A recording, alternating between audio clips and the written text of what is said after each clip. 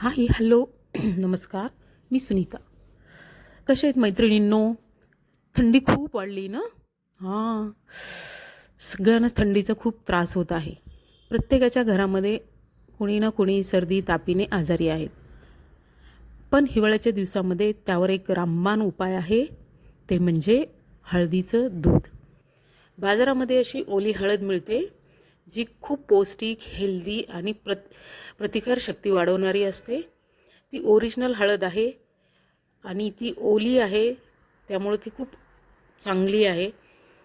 तर ही हळद घरामध्ये आणून साठवून ठेवा. याचं लोणचं बनवलं जातं, याची चटणी बनवली जाते. भरपूर प्रमाणात ही ओली हळद खाल्ली जाते, ज्यामुळे की आपल्या शरीरामध्ये प्रतिकारशक्ती वाढते.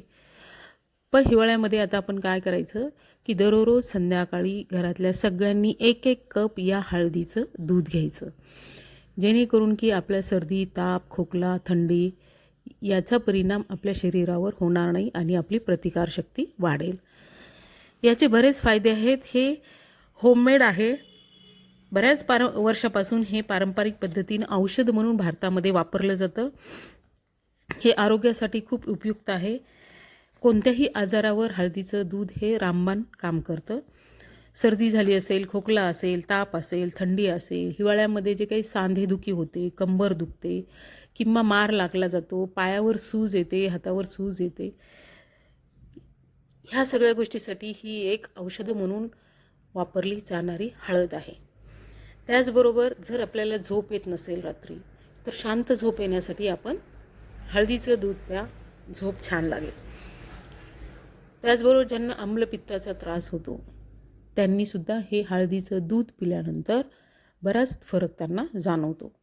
पहा किती सुंदर हळदीचा रंग आलेला आहे. ही हळद ओरिजिनल आहे. यामध्ये भेसळ नाही आहे किंवा केमिकल नाही आहे. जे की आपण हळदी पावडर आणतो त्याची आपल्याला गॅरंटी नसते, पण ही हळद ओरिजिनल आहे, शेतामधली ओली हळद आहे, अद्रकासारखीच. तर हिचा कलर बघा, ओरिजिनल हळदीचा कलर आहे. तर ही खूप चांगली हेल्दी पौष्टिक प्रतिकारशक्ती वाढवणारी हळद आहे. त्यामुळे हिवाळ्यामध्ये ही भरपूर प्रमाणात खाण्यामध्ये पिण्यामध्ये वापरा.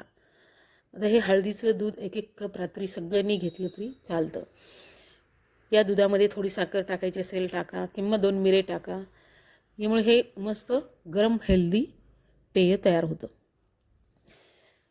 त्याचबरोबर जर तुम्हाला दुधामध्ये जर हे आवडत नसेल हळद टाकून, तर तुम्ही पाण्यामध्ये सुद्धा उकळून गरम करून ते पाणी पिऊ शकता. तर अशा पद्धतीने ही हळद तुमच्या आहारामध्ये असली पाहिजे. आणि आता बाजारात सहज उपलब्ध होते. घरी आणून फ्रीजमध्ये डब्यामध्ये साठवून ठेवा आणि दररोज हळदीचं दूध प्या आणि सुंदर आणि निरोगी राहा. Bye bye, see you.